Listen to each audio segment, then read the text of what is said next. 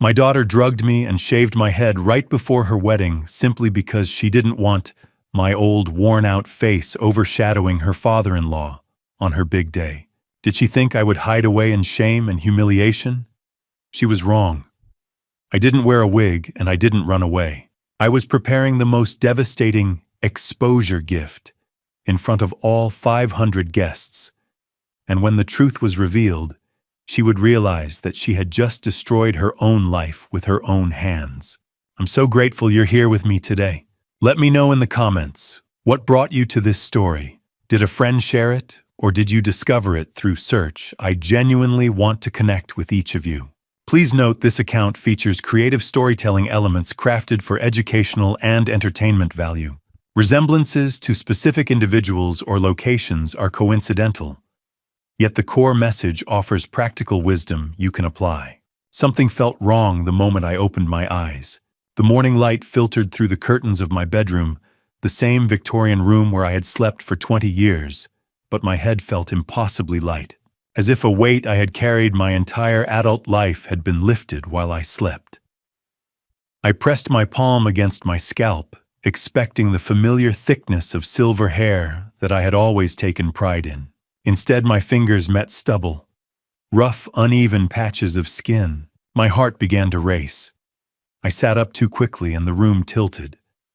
A dull ache throbbed at the base of my skull, the kind that comes after a deep, unnatural sleep. I swung my legs over the side of the bed and stood gripping the nightstand for balance. My mouth was dry, my tongue thick. I tried to remember the night before, but the memories were hazy, fragmented. Penelope had brought me tea. Herbal tea, she said, to help me sleep before the big day. The big day, my daughter's wedding. I stumbled toward the bathroom, my legs unsteady beneath me. The hardwood floor felt cold under my bare feet. I flipped the light switch, and the fluorescent bulbs buzzed to life, harsh and unforgiving. I lifted my gaze to the mirror. The face staring back at me was mine, but not mine. My head was completely bare. Not a single strand of hair remained. The scalp was pale exposed, covered in angry red marks and shallow scratches. Small scabs dotted the crown where the razor had pressed too hard. I looked like a stranger, like someone who had been stripped of their dignity in the night. I raised a trembling hand to touch the top of my head again, as if my reflection might be lying. The skin was tender, raw in places. I traced the lines of old scars I had never known existed, hidden all these years beneath hair I had never thought to lose. My breathing came shallow and fast. This could not be real. This could not be happening. But it was. I gripped the edge of the sink, my knuckles turning white. The room seemed to close in around me. My vision blurred. I blinked hard, trying to focus, trying to think. Who would do this? Why would anyone do this? And then a worse thought crept in, cold and suffocating. Penelope had been in my room last night. She had handed me that tea with a smile I had not seen in years. She had kissed my forehead and told me to rest well. No. No, she would not. She could not. I forced myself to breathe. I needed to see the rest. I needed to know how far this went. I turned away from the mirror and walked back into the bedroom. My eyes went immediately to the armchair in the corner where I had carefully laid out my tuxedo the night before. The custom suit I had spent $15,000 on tailored perfectly to fit, chosen for this one day. The day I would walk my only daughter down the aisle. The chair was still there, but the tuxedo was not. I crossed the room in 3 strides and found it on the floor beside the chair, crumpled in a heap. I bent down and picked up the jacket. The fabric had been slashed. Long, deliberate cuts ran through the shoulders and down the back. The satin lining hung in ribbons. I dropped it and grabbed the shirt. The buttons were torn off. The collar was shredded. The trousers were worse. Someone had taken scissors or a knife and hacked through the legs, leaving jagged edges and ruined seams. My breath caught in my throat. I stood there holding the pieces of my destroyed suit, unable to process what I was seeing. This was not an accident. This was not carelessness. This was intentional. This was cruel. I dropped the trousers and turned toward the wastebasket near my desk. Something silver caught the light. I walked over and looked down. Hair, my hair. Thick clumps of it still holding their shape, filling the bin almost to the top. I reached in and pulled out a handful. The strands were long, the color I had been proud of for decades. The same silver that people always said made me look distinguished. The same hair Catherine used to run her fingers through when we sat together in the evenings. Gone, all of it. Thrown away like trash. I sank to my knees beside the desk, the hair still clutched in my fist. My chest felt tight. My throat burned. I could not cry. I could not scream. I could only kneel there, staring at the evidence of my daughter's betrayal, trying to make sense of the impossible. Penelope had done this. My own daughter. The little girl I had raised alone after her mother died. The girl I had worked 3 jobs for, sacrificed everything for, built a company for. She had drugged me, shaved my head while I slept, destroyed the one suit I had bought to honor her wedding day. But why? The question echoed in my mind louder than my heartbeat. Why would she do this? What could I have possibly done to deserve this? And then, like a flash of lightning, I remembered something she had said weeks ago. Something I had dismissed as a joke. She had been talking to Bradford, her fiancé, in the hallway, and I had overheard her laugh. A cold, brittle sound. She had said something about making sure I did not overshadow anyone, that I needed to know my place. I had thought she was talking about someone else. My phone rang. The sound cut through the silence like a blade. I looked up disoriented and saw it vibrating on the nightstand. I stood slowly, my legs weak, and walked over. The screen showed a name I trusted more than almost anyone. Gerald Foster. I answered, my voice hoarse. Gerald. His voice was calm, but there was an edge to it I had never heard before. Sir, I am on my way to you now. We need to talk about what happened last night. I swallowed hard. What do you mean? What do you know? There was a pause. Then quietly he said, just stay where you are. Do not leave the house. Do not let anyone in. I will explain everything when I arrive. The line went dead. I stood there, phone in hand, staring at the ruined tuxedo on the floor, the hair in the wastebasket, the stranger's face in the mirror. Gerald knew something. Something big enough to make him drive over here at 7 in the morning on my daughter's wedding day. Whatever it was, I had a terrible feeling that this was only the beginning. I sat on the edge of my bed, staring at the clumps of silver hair scattered across the floor. My hands were still shaking. How did my daughter become someone capable of this? 25 years ago, I married Catherine. She was 29 with dark eyes that saw through every wall I tried to build. I was 31 working in a small tech startup that barely paid the bills, but she never cared about money. We had 2 children. Penelope was 8, curious and bright. Benjamin was 5, quieter, content to sit beside me while I worked late into the night. We were not wealthy, but we were happy. Catherine used to make Sunday dinners, where everyone had to be at the table. Penelope would help her in the kitchen, standing on a stool to stir the sauce, laughing when flour dusted her nose. Benjamin would set the table with uneven forks and crooked napkins. I would sit at the head of that table and think that I had everything a man could ever need. That life ended 20 years ago. Catherine got sick in the winter of 2003. First fatigue, then weight loss, then pain she could not explain. By the time the doctors found the cancer, it had spread too far. They gave her 6 months. She lasted 9, fighting every day for the children. I remember the last night in the hospital. Catherine lay in the bed, her body frail, her breathing shallow. Penelope and Benjamin had gone home with my sister.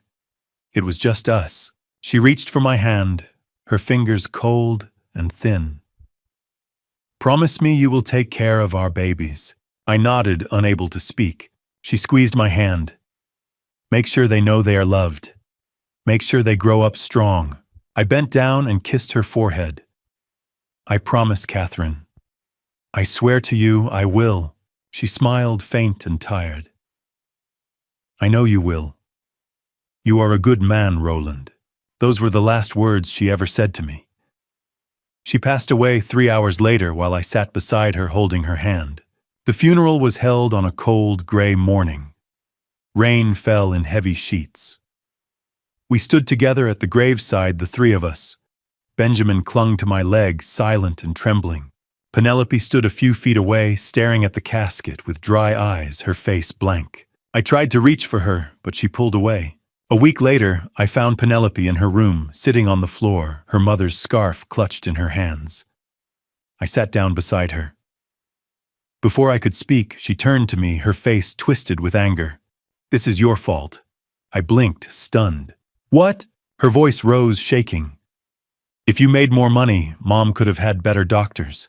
She could have gone to the best hospitals. But you did not. You let her die because you are a failure. The words hit me like fists. She was 13 years old. She had just lost her mother. She did not mean it, but she did. From that day forward, something broke between us. I worked 3 jobs to keep the house, to keep the kids fed and clothed.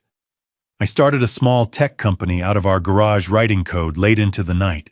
I taught myself to cook by watching videos on the internet. I learned to braid hair by practicing on a doll from a thrift store, just so I could help Penelope get ready for school. Every night after the kids were asleep, I would sit in the living room with a photo of Catherine beside me. I would talk to her, tell her about my day, ask her what I should do. I would promise her again and again that I was keeping my word. The company grew slowly at first, then faster. By the time Penelope graduated high school, Bannerman Technologies was valued at $12 million. By the time she finished college, it was worth $60 million. I had built something that would take care of my children for the rest of their lives, but Penelope never saw it that way. She saw a father who worked too much, who embarrassed her with his humble beginnings, who did not fit into the world she wanted to belong to. She went to an elite university, met people with old money and aristocratic names, and she learned to be ashamed of me. Benjamin was different. He stayed close. He visited every Sunday just like his mother used to insist. He asked about the company, about my health, about the old stories. He became an architect, built a career on his own merit, and never once asked me for anything he had not earned. But Penelope drifted further away. She moved to the city, surrounded herself with people who judged success by the size of your estate and the age of your family name. She stopped calling, stopped visiting, until 6 months ago when she called to tell me she was engaged to Bradford Montgomery, a man from a family she believed was better than ours. I thought that was the moment we could reconnect. I thought she had finally forgiven me. I offered to pay for the wedding. I bought her a $5 million lakefront mansion as a gift. I told her I was proud of her, and last night she drugged me. She shaved my head while I slept. She destroyed the only suit I had bought to honor her wedding day. I stood up from the bed, my legs steadier now, my thoughts clearer. I walked over to the dresser and picked up the framed photograph of Catherine. Her smile looked back at me warm and kind, the same smile that had carried me through 20 years of doubt and exhaustion. I whispered, my voice breaking. I tried, Catherine. I kept my promise. I gave her everything, but it was not enough. It had never been enough. The resentment had started the day Catherine died. Penelope blamed me then, and she blamed me now. 20 years of distance. 20 years of silent anger. And now, on the day she was supposed to become someone else's responsibility, she had chosen to destroy me one last time. I set the photograph down and turned toward the door. Somewhere in this house, or in the events of last night, there was an answer, and Gerald was on his way to give it to me. 1 year ago, when Penelope called to tell me she was engaged, I cried. Not tears of joy, though I pretended they were.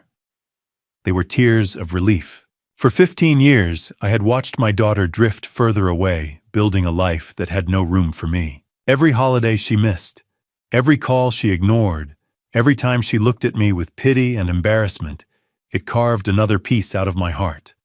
I told myself it was temporary, that one day she would come back. When she said she was marrying Bradford Montgomery, I thought that day had finally come. She invited me to dinner at a restaurant I could not pronounce in a part of the city where the waiters wore gloves and the menus had no prices. Bradford was already seated, his posture painfully straight. He stood to shake my hand, his grip firm but brief, as if touching something he would rather not. "Mr. Bannerman," he said, his voice smooth and practiced. "Penelope has told me so much about you." I doubted that, but I smiled and sat down, determined to make this work. The dinner was painfully polite.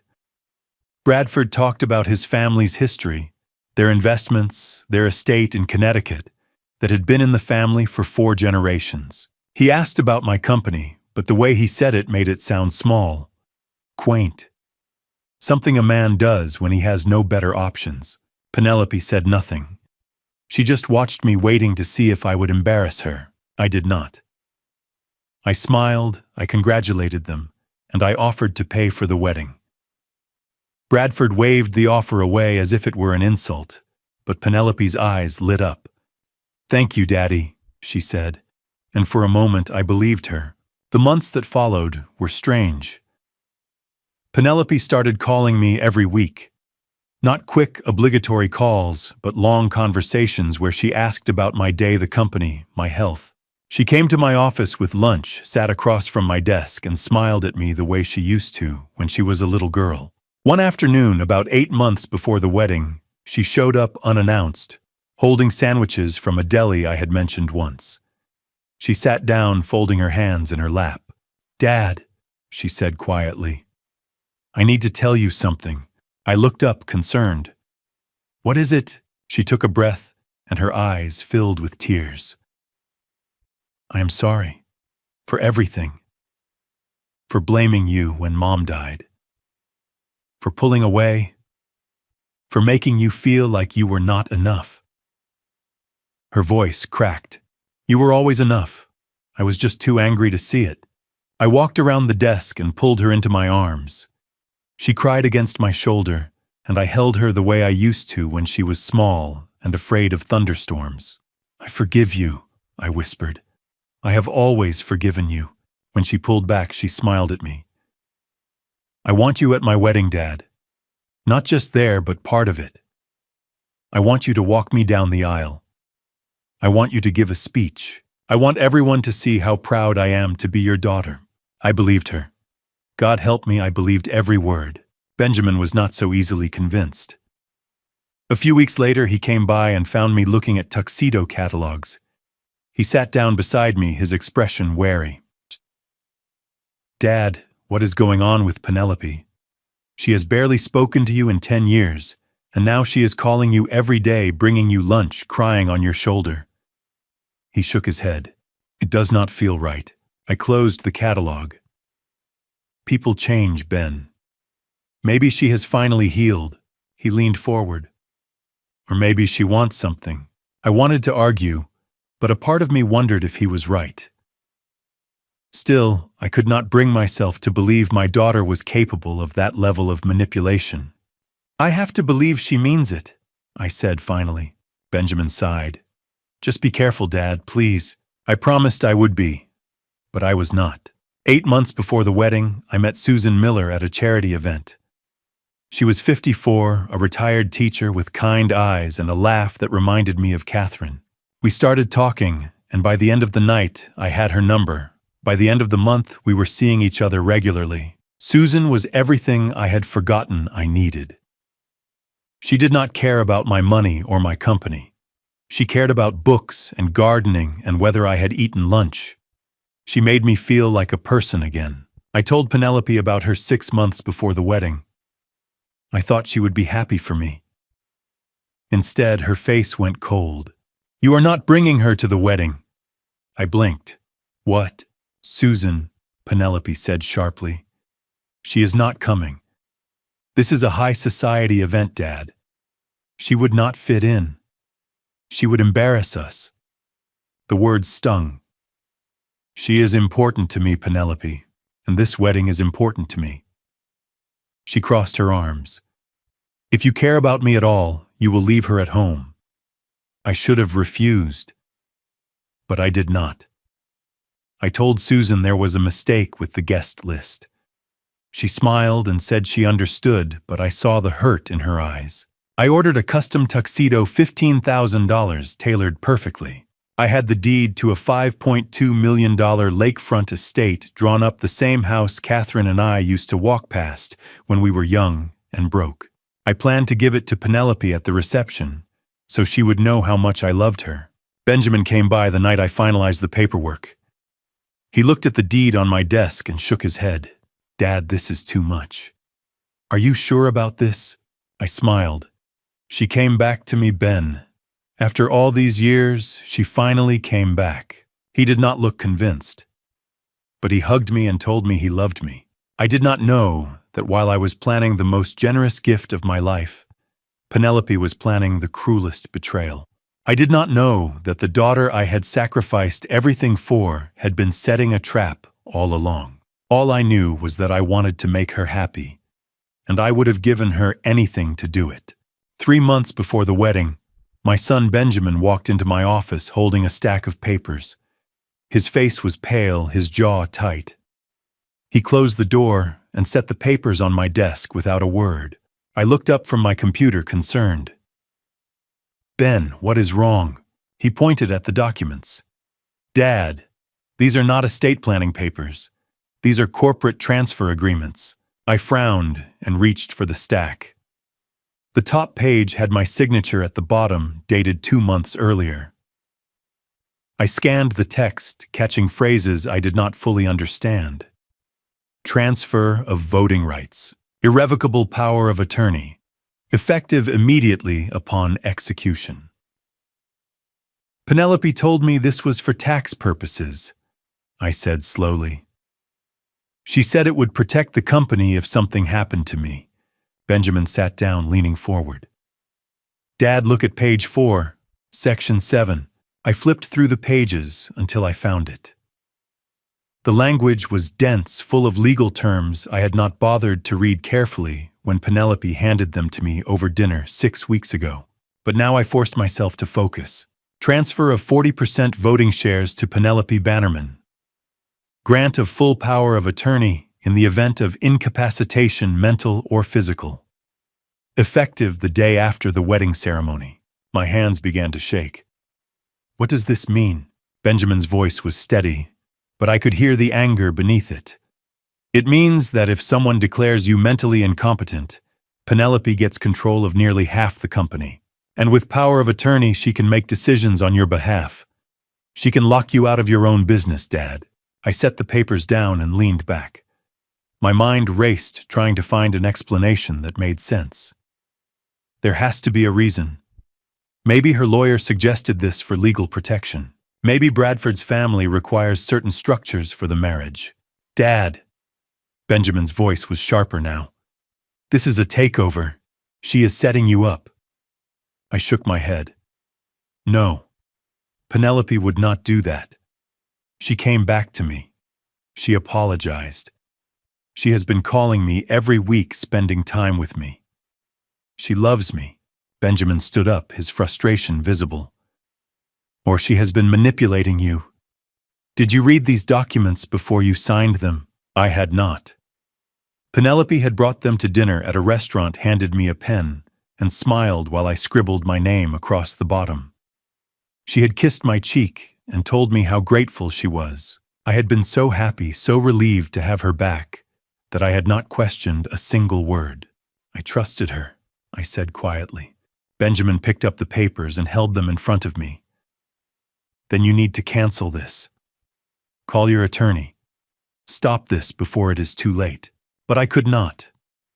The thought of confronting Penelope, of accusing her of something so terrible, felt impossible. She was my daughter. She had apologized. She had cried in my arms.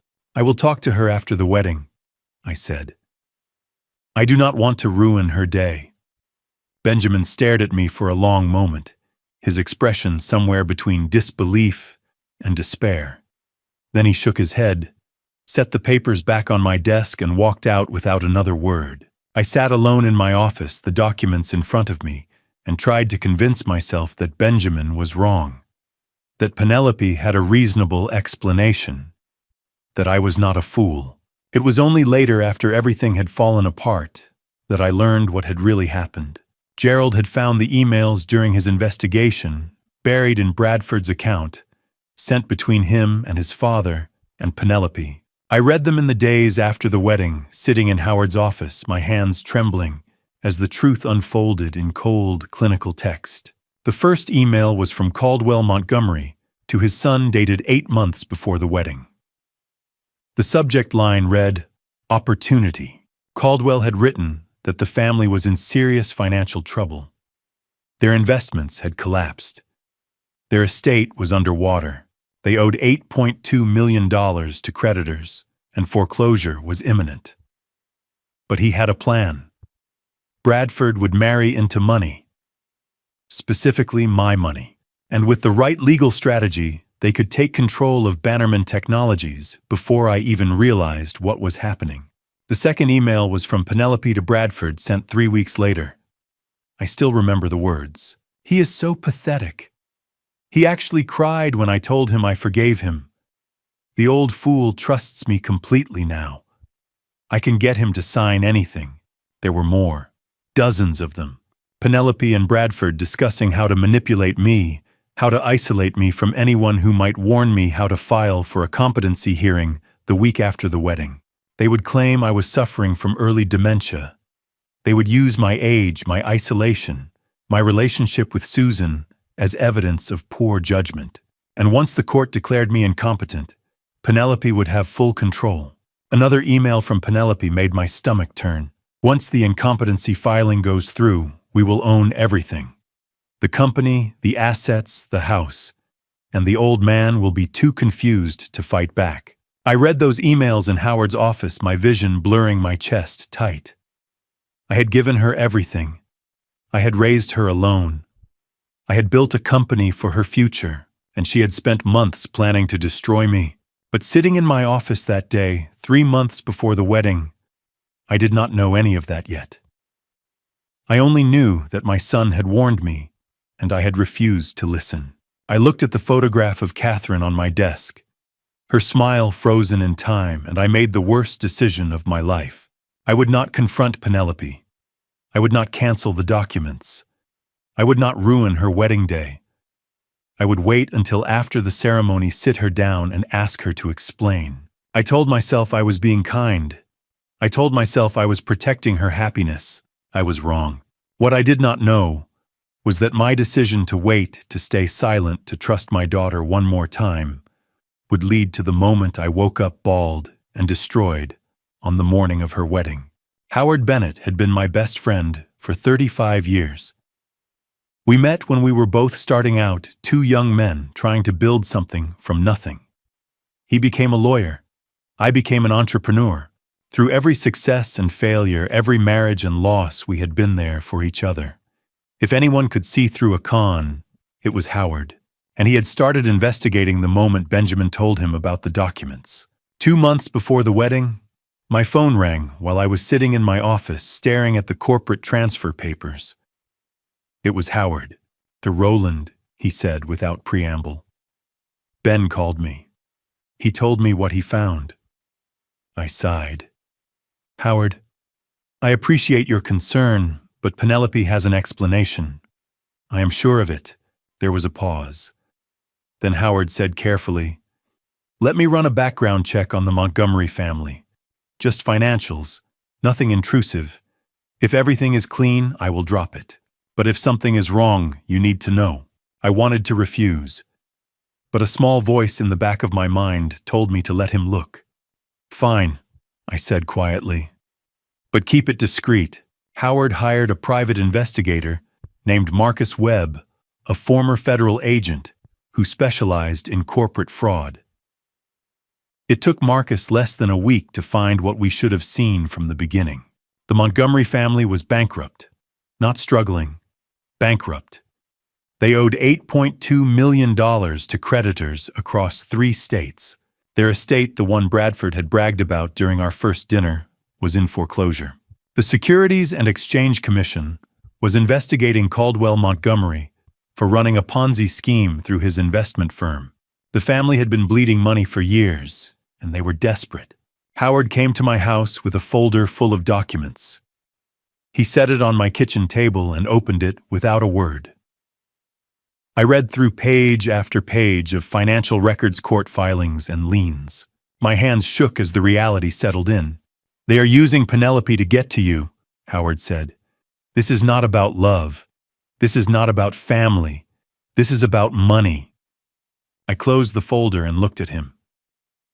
"What do I do?" "You cancel the wedding. You revoke those transfer documents. And you cut contact." I shook my head. "I cannot do that to her. Not without talking to her first." Howard leaned forward, his voice low and urgent. "Roland, this is not a misunderstanding. This is a coordinated attack. You need to protect yourself." But I could not bring myself to believe it. Not yet. 3 weeks before the wedding, Howard called again. This time his voice was different. Sharper. Angrier. Roland, you need to come to my office now." I drove over immediately. When I walked in, Howard handed me a legal document. The header read, "Petition for Guardianship and Conservatorship." I scanned the pages, my stomach sinking with every line. Bradford's attorney had filed a petition with the probate court, requesting that Penelope be named as my legal guardian on the grounds that I was suffering from cognitive decline and was no longer capable of managing my own affairs. The hearing was scheduled for 1 week after the wedding. I looked up at Howard, my voice hoarse. "They are going to claim I am insane. They are going to claim you are incompetent," Howard said. "And if they succeed, Penelope gets full control. Your company, your assets, your freedom. Everything." I sat down heavily. "How did you find this?" "Marcus has been monitoring court filings. This was submitted 2 days ago." I felt sick. This was not just greed. This was calculated. This was a plan to destroy me. Howard sat down beside me. "We are changing your will tomorrow. Everything goes to Benjamin and Charity. Penelope gets nothing. If she is going to betray you, she does not get to profit from it." I nodded, unable to speak. 2 weeks before the wedding, Gerald came to me with a suggestion. He had been watching the tension build, had seen the way Penelope circled around me at family gatherings, and he was worried. "Sir, I would like to install a security camera in your closet," he said. "Just to protect the tuxedo. $15,000 is a significant investment, and I do not trust the household staff during the wedding preparations." I frowned. "A camera in my bedroom." "Just the closet," Gerald assured me. "A small, discreet unit. You will not even notice it." I did not like the idea. It felt invasive, paranoid. But Gerald had been with me for 20 years, and I trusted his judgment more than I trusted my own at that point. "Fine," I said, "but only in the closet." Gerald installed the camera the next day. It was no larger than a button hidden in the corner of the closet ceiling, aimed at the rack where my tuxedo hung. That camera would save everything. 2 nights before the wedding, we held the rehearsal dinner at Bellini, an upscale Italian restaurant Penelope had chosen. The room was filled with her friends, Bradford's family, and a handful of people from my company. I sat at the head table, feeling out of place. Caldwell Montgomery sat across from me, his posture as stiff as his son's, his expression smug. After dinner, he leaned over and said just loud enough for me to hear, "You have done well for yourself, Roland. Self-made men always have a certain grit, but there is a difference between building wealth and being born into it. Bradford comes from a family with history, with class." I said nothing. I just nodded and took another sip of water. Across the table, Penelope was watching me. Her eyes flicked to my hair, then to Caldwell, then back to me. Caldwell leaned toward her and whispered something I could not hear. She looked at my hair again, longer this time, and nodded slowly. I should have left in that moment. I should have walked out, canceled everything, and never looked back. But I did not. 24 hours later, Penelope brought me a cup of tea. She smiled, kissed my forehead, and told me to rest well. I drank it, trusting her completely. And when I woke up the next morning, everything I thought I knew about my daughter ended along with my consciousness the night before. The tea tasted like chamomile with honey.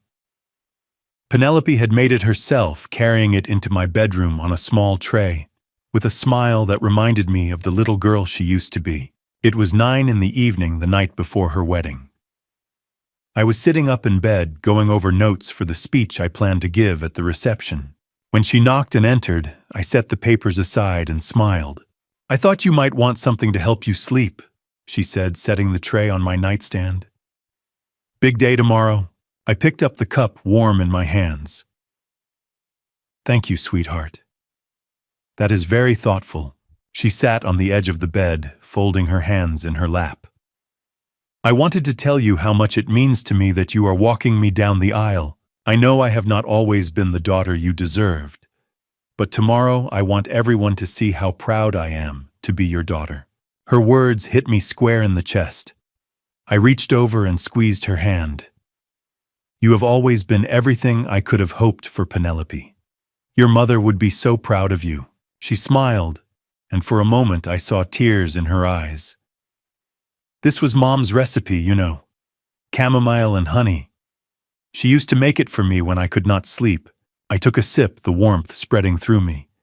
It tasted exactly the way I remembered Catherine making it. "It is perfect." Penelope kissed my forehead and stood. "Get some rest, Dad. I will see you in the morning." She left, closing the door softly behind her. I finished the tea, set the cup down, and leaned back against the pillows. Within 10 minutes, exhaustion hit me like a wall. My eyelids grew heavy. My limbs felt like lead. I barely managed to turn off the lamp before I sank into a darkness deeper than any sleep I had ever known. I do not remember anything after that. The sedative Penelope had mixed into the tea was hospital grade, the kind used before major surgeries. I was unconscious for 6 hours. It was only days later, when I finally watched the footage with Gerald, that I saw everything. The camera Gerald had installed in my closet had a night vision function. The timestamp in the corner of the screen read 1:30 in the morning when my bedroom door opened. Penelope and Bradford stepped inside carrying a black duffel bag. They moved quietly, but not carefully. They knew I would not wake up. Penelope walked to the closet first and pulled out my tuxedo. She held it up, examining it under the dim light from the hallway. Then she handed it to Bradford, who pulled out scissors from the bag. He cut through the jacket, first long, jagged slashes across the shoulders and down the back.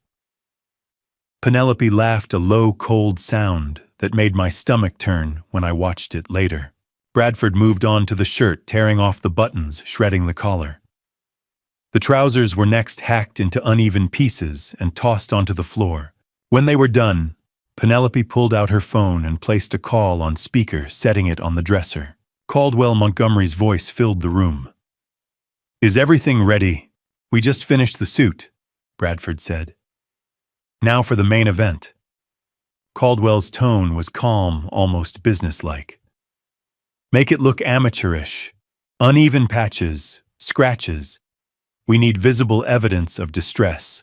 This has to look like something an unstable person would do to themselves." Penelope walked over to the bed and looked down at me. I was lying on my back, completely still, my breathing slow and steady. She reached out and ran her fingers through my hair the same way she used to when she was a child and wanted comfort. Then she nodded to Bradford. He pulled an electric razor and a disposable razor from the bag. They started with the electric one, running it roughly over my scalp, tugging at the hair, jerking my head to the side. I did not move. I did not flinch. I was gone. When the electric razor had done most of the work, Bradford switched to the disposable, scraping it across my scalp in careless strokes. The blade caught on patches of stubble dragging across the skin. Red marks appeared where the razor had pressed too hard. My scalp looked raw, irritated, uneven.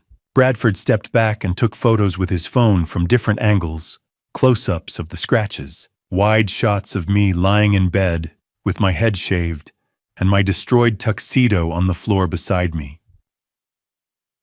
"Perfect," Caldwell said through the speaker. "Those pictures will be key evidence in the competency hearing.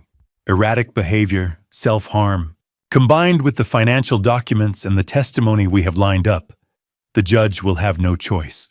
Penelope stood at the foot of the bed, arms crossed, staring down at me. "He looks pathetic now. Exactly what we need." Her voice was flat, emotionless, as if she were talking about a stranger. Bradford laughed. "I still cannot believe he actually signed those transfer documents. Did he even read them?" Of course not," Penelope said. "He was too busy crying about how happy he was that I forgave him." "Pathetic," Caldwell spoke again. "Once the hearing is successful, we move him into a care facility within a month. Full access to the accounts. We liquidate the company assets, quietly pay off our debts, and let the business collapse. By the time anyone realizes what happened, the money will be offshore." Penelope leaned down, her face just inches from mine. She whispered, though I could not hear her at the time. The camera picked it up. "You spent 20 years trying to prove you were not a failure, Dad. Tomorrow I am going to prove you were right all along." She straightened and looked at Bradford. "Let us go. We have a wedding in a few hours?" The timestamp on the camera read 2:52 in the morning, when they finally left the room, closing the door behind them. At 7:30, my alarm went off. I woke up in a nightmare, my head bare, my suit destroyed, my body aching from a violation I could not remember. I stumbled to the mirror, saw what they had done, and felt the world collapse around me. But I did not know, not yet, that the evidence of everything they had done was already saved. That the camera Gerald had installed had captured every word, every action, every cruel laugh. I did not know that the proof of their conspiracy existed, waiting for the moment I would need it most. The alarm went off at 7:30. The sound drilled into my skull, sharp and relentless. My head throbbed with a pain I had never experienced before, as if someone had taken a hammer to the base of my brain. I reached up to rub my temples, and my hand brushed against something that did not feel right. Stubble. Rough, uneven patches where there should have been hair. I sat up too fast. The room spun. My mouth was dry, my tongue thick and metallic.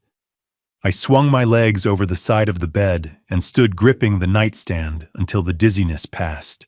Something was deeply wrong. I walked to the bathroom, each step unsteady, and flipped on the light. The mirror showed me a stranger. My head was completely bare. Not a clean shave, but a butchered one. Patches of scalp were exposed in irregular shapes, some areas scraped raw. Red marks crisscrossed the crown of my head. Small cuts dotted the skin where the blade had pressed too hard. My knees buckled.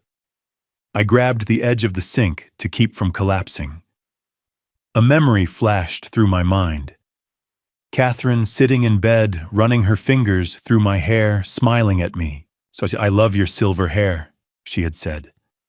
"It makes you look distinguished, like someone who has lived a life worth living."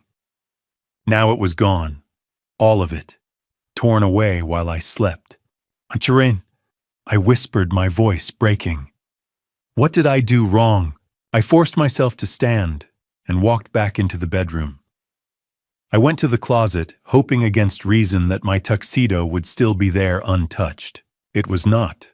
The suit lay on the floor in pieces. The jacket had been slashed through the shoulders and back, the fabric hanging in ribbons. The shirt was shredded, buttons torn off, the collar destroyed. The trousers were cut into jagged strips. $15,000 reduced to garbage. I knelt beside the wreckage and picked up a piece of the jacket. My vision blurred. I turned toward the wastebasket near the closet and saw silver strands catching the morning light. My hair. Clumps of it still holding their shape, filling the bin. I reached in and pulled out a handful. I sat on the closet floor, clutching the hair, and sobbed. The door opened behind me. I looked up expecting Gerald. Instead, I saw Penelope. She stood in the doorway, her expression perfectly composed. Then, as if someone had flipped a switch, her face changed. Her eyes went wide. Her hand flew to her mouth. "Oh my God," she said, her voice high and breathless. "Dad, what happened?" I stared at her. My voice came out flat, drained of everything. "You know what happened." Her mask slipped. Just for a second. Her mouth tightened. Her eyes went cold. Then she stepped into the room, Bradford appearing behind her.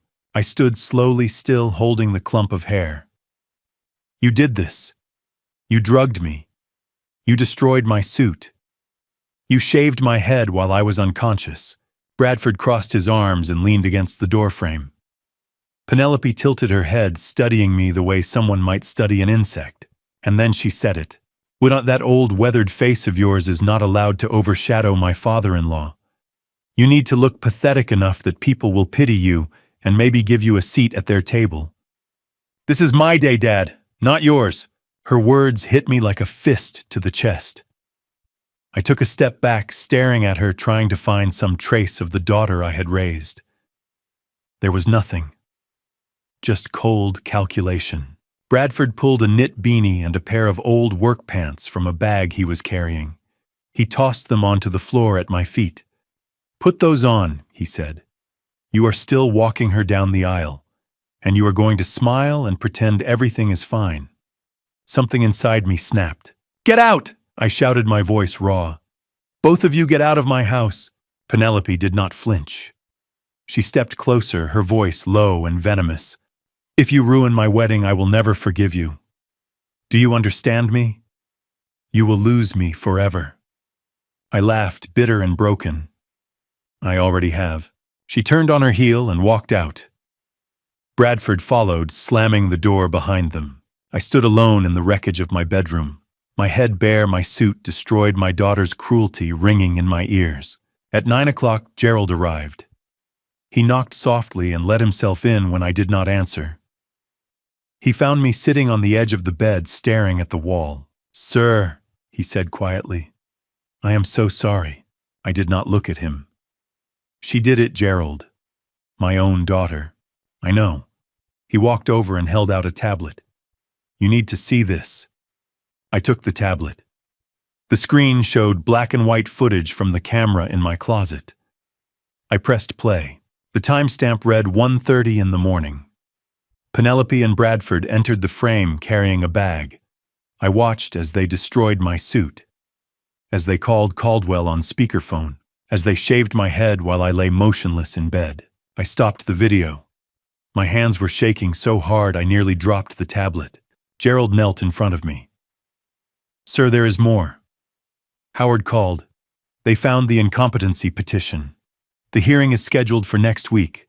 They are planning to have you declared unfit and committed to a psychiatric facility." I looked up at him, my vision clearing for the first time all morning. "Call Howard." I said, my voice steady now. "Call Benjamin. Tell them to meet me at the venue." Gerald blinked. "Sir," I stood up, wiping the tears from my face. "I am going to that wedding, and 500 people are about to see exactly who my daughter really is." I walked to the back of my closet and pulled out an old pair of work clothes I had kept from 25 years ago. Faded jeans, a plain button-down shirt. The kind of clothes I wore when I had nothing but the love of my family to keep me going. I held them in my hands and looked at Gerald. I wore these when I had nothing but hope. Today I will wear them to show the world what I have lost. Within an hour, my home office looked like a command center. Howard sat at the desk with legal files spread in front of him. Gerald stood by the monitor, queuing up footage on a tablet. Benjamin paced near the window, his hands clenched into fists. And I stood in the middle of it, all bald-scarred and ready. At 9:45, Howard arrived. He walked through the door, saw me, and stopped cold. His face went from shock to fury in the span of a breath. "A Roland," he said, his voice tight with controlled rage. "This is criminal assault, battery, drugging. We need to call the police right now. I shook my head. Not yet. I need them to see it first. All of them. At the wedding, Howard opened his mouth to argue, but I held up a hand. Trust me, Howard, please. He closed his mouth and nodded, though I could see the anger simmering beneath his calm exterior. At 10 o'clock, Benjamin arrived. He took one look at me and his face crumpled. He crossed the room in 3 strides and pulled me into a hug, his shoulders shaking. He whispered, his voice breaking. I am so sorry. I tried to warn you. I held him tightly. I know, son. This is not your fault.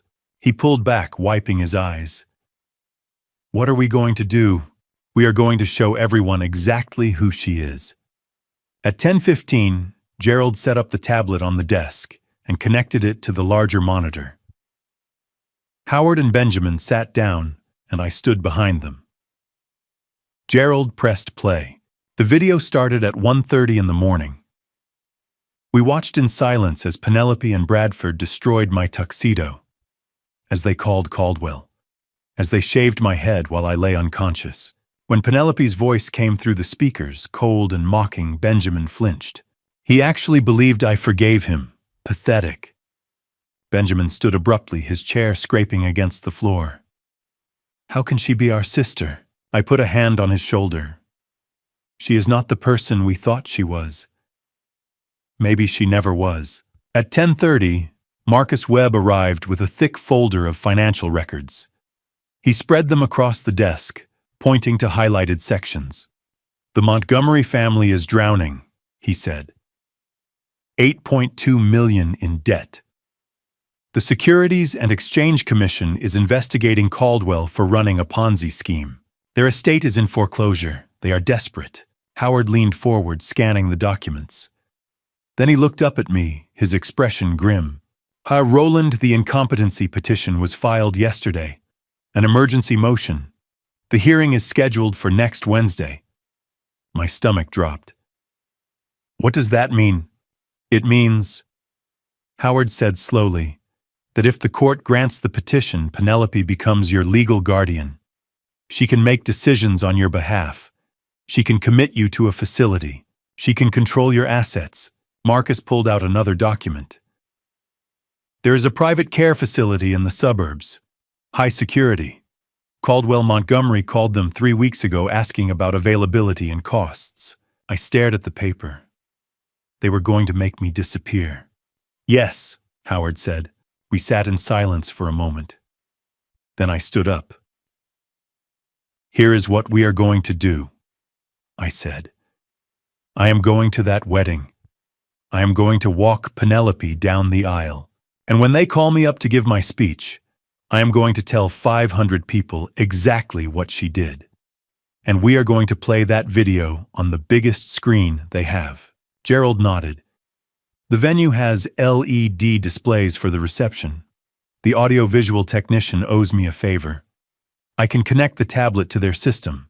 Howard leaned back in his chair, studying me. You understand that once you do this, there is no going back. This will destroy her. She destroyed me first, I said quietly. Howard nodded. Then we do it. And Roland, the truth is an absolute defense. She committed a crime. She cannot sue you for exposing it. But you need to be prepared for the fallout. I am prepared. Gerald looked at my head, his expression uncertain. Sir, should we do something about your appearance? A wig, maybe, or… No, I said firmly. Let them see what she did. Every cut, every scar. It is evidence. Benjamin stepped forward. What about Susan? I hesitated. Not yet. I do not want her caught in the middle of this. We will tell her afterward. By 12:30, the plan was set. Howard would be at the venue with the legal documents. Gerald would handle the video. Benjamin would sit in the front row ready to support me. And I would walk my daughter down the aisle knowing it would be the last time I ever spoke to her. I drove alone to the cemetery.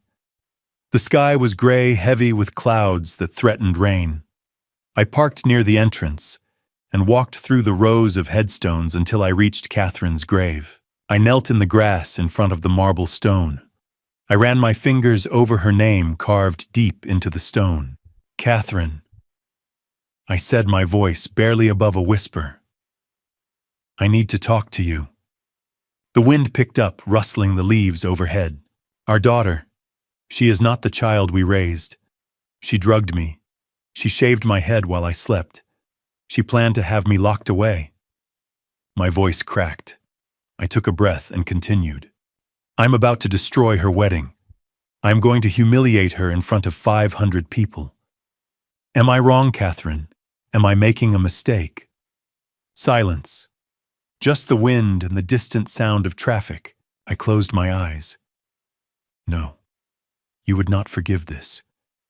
You taught our children about integrity, about honesty, about consequences. You would not let this stand. I stood slowly brushing the grass from my knees. I kept my promise. I took care of them for 20 years. But Penelope does not want to be taken care of anymore. She wants to take, and I cannot let her. I turned and walked back to the car. At 2:45 in the afternoon, I pulled into the parking lot of Harrington Estate. The venue was stunning, a sprawling mansion surrounded by manicured gardens and fountains. Cars filled the lot, expensive sedans, and luxury vehicles gleaming in the weak sunlight. I parked near the back and sat for a moment staring at the building. Inside, my daughter was preparing to become a bride. In 75 minutes, the ceremony would begin, and then at the reception, I would stand up. I would tell the truth. And I would watch her world collapse. I got out of the car, straightened my old work shirt, and walked toward the entrance. Harrington Estate looked like something out of a fairy tale. White roses climbed the stone walls. A string quartet played soft classical music near the entrance. Guests arrived in designer suits and gowns, stepping out of luxury cars with practiced elegance. Everything was perfect. Everything was beautiful. And then there was me, bald-scarred, wearing a faded work shirt and jeans from a time when I had nothing but hope. Benjamin pulled into the circular drive at 3 o'clock. He parked near the valet station and turned to me, his expression uncertain. "Dad, are you sure about this?" I nodded. More sure than I have been about anything in 20 years. I opened the door and stepped out. The afternoon sun was bright, unforgiving. It lit up every mark on my scalp, every uneven patch where the razor had scraped too hard. I did not try to hide it. I stood tall, shoulders back, and walked toward the entrance. The valet attendant stared. His mouth opened slightly, then closed. He looked away quickly, pretending he had not seen me. But the guests saw. A woman in a pale blue dress nudged her husband and whispered something. He turned, looked at me, and his eyebrows shot up. Another couple stopped mid-conversation, their eyes following me as I walked past. I heard fragments of their whispers. "Who is that? My God, is that the bride's father? What happened to him?" I kept walking, my head high. Let them stare. Let them wonder. They would have their answers soon enough. Inside the grand foyer, the wedding coordinator stood near a table covered in place cards. She was a thin woman in her 40s, holding a clipboard, directing staff with sharp, efficient gestures. When she saw me, she froze. Her eyes went from my face to my head to my clothes. Her mouth opened, but no words came out. "Good afternoon," I said calmly. "I am looking for my daughter. Where is the bridal suite?" She blinked, recovering slightly. Mr. Bannerman, I was told you would be arriving closer to the ceremony time. Change of plans," I said. "The bridal suite." She pointed down a hallway, still staring. "Second door on the left. But I believe she is still getting ready. Perhaps you could wait in the—" I was already walking. More guests were arriving now, filling the foyer, moving toward the ceremony space in the garden. I saw their reactions as I passed. Shock, confusion, pity. Some turned away quickly, embarrassed for me. Others could not stop staring. At 3:15, someone must have told Penelope I was there. The door to the bridal suite flew open, and she came rushing out wearing a silk robe over what I assumed was her wedding dress. Her hair was pinned up, her makeup half finished. Her face was pale with panic. "Hate," she hissed, grabbing my arm and pulling me aside. "Why are you here so early?" I looked at her calmly. "I came to attend your wedding." "Is that not what you wanted?" Her eyes flicked to my head, then to my clothes. Her grip on my arm tightened. "Why are you not wearing the beanie? Why did you not?" She stopped herself, glancing around to make sure no one was listening. I chose something more authentic," I said quietly. Bradford appeared behind her, his expression tight with irritation. Penelope turned to him, then back to me, her voice dropping to a desperate whisper. "Dad, please, can you just stay in the back? Do not walk around. Do not talk to people. Just sit quietly until the ceremony starts." I tilted my head. "You want me to hide?" Her jaw clenched. Tears welled in her eyes, though I knew they were for show. "Just until after the ceremony. Then you can give your speech. Please, Dad. This is my day." I smiled cold and steady. "Oh, do not worry, Penelope. I will give my speech. I have prepared very thoroughly." I turned and walked away, leaving her standing in the hallway, her face a mask of barely contained panic. I did not hide. I walked into the guest seating area and found a chair near the middle where everyone could see me. I sat down, folded my hands in my lap, and waited. 5 employees from Bannerman Technologies were seated a few rows ahead. Janet, the marketing director. Michael, the head of operations. Sarah, my executive assistant. David and Lisa from the development team. They had all worked with me for years. When they saw me, they stood and came over, their faces full of concern. "Sir," Janet said quietly, kneeling beside my chair. "Are you all right? What happened?" I looked at her, and for a moment I felt the weight of everything pressing down on me. But I kept my voice steady. "It is a complicated family matter," I said. "But everyone is going to know soon." Michael frowned. "Is there anything we can do?" I shook my head. "Just stay. When I give my speech as the father of the bride later, please stay. Do not leave early." They exchanged glances, confused, but they nodded. "We will stay," Janet said. At 3:25, Caldwell and Evelyn Montgomery arrived. They walked into the seating area like royalty, greeting guests with practiced smiles and firm handshakes. When Caldwell saw me, his smile faltered. His eyes swept over my appearance, and his lip curled slightly in disgust. He walked over, standing just close enough to be polite, but far enough to keep his distance. "Interesting wardrobe choice, Roland," he said, his voice dripping with condescension. I looked up at him and smiled. "It is a beautiful venue. You must be very proud." He did not respond. He just turned and walked away, moving faster than necessary. Janet leaned over and whispered, "Those people are terrible." I smiled faintly. "You have no idea." At 3:30, Gerald slipped into the audio-visual control room at the back of the ballroom. The technician, a young man with headphones around his neck, greeted him with a nod. "Everything is set," Gerald said quietly. "When Mr. Bannerman gives his speech, I will need you to switch the input to this tablet." The technician glanced at the device Gerald handed him. "What is on it?" "The truth," Gerald said. At 4 o'clock, the string quartet began to play. The music swelled soft and elegant, filling the garden. 500 guests stood turning toward the aisle. Penelope appeared at the entrance in a $30,000 wedding gown, her bouquet of white roses held perfectly in her hands. She smiled radiant and composed the picture of a perfect bride. She did not know that in 2 hours, that smile would shatter into 1,000 pieces. I had been to many weddings in my life. Catherine and I had married in a small church with 20 guests, simple vows, and a reception in the fellowship hall with homemade cake. But I had never been to a wedding where I knew I was about to destroy it. The ceremony began at 4 o'clock. I sat in the third row, not the first. Penelope had made sure of that. She had quietly rearranged the seating chart so that I would be tucked away out of sight where the cameras would not catch me in the family photos. Benjamin sat beside me, his hands folded tightly in his lap. He leaned over and whispered, "Dad, are you okay?" I nodded slowly. "I am thinking about your mother. She would have hated this." The string quartet swelled into the bridal march. 500 guests rose to their feet.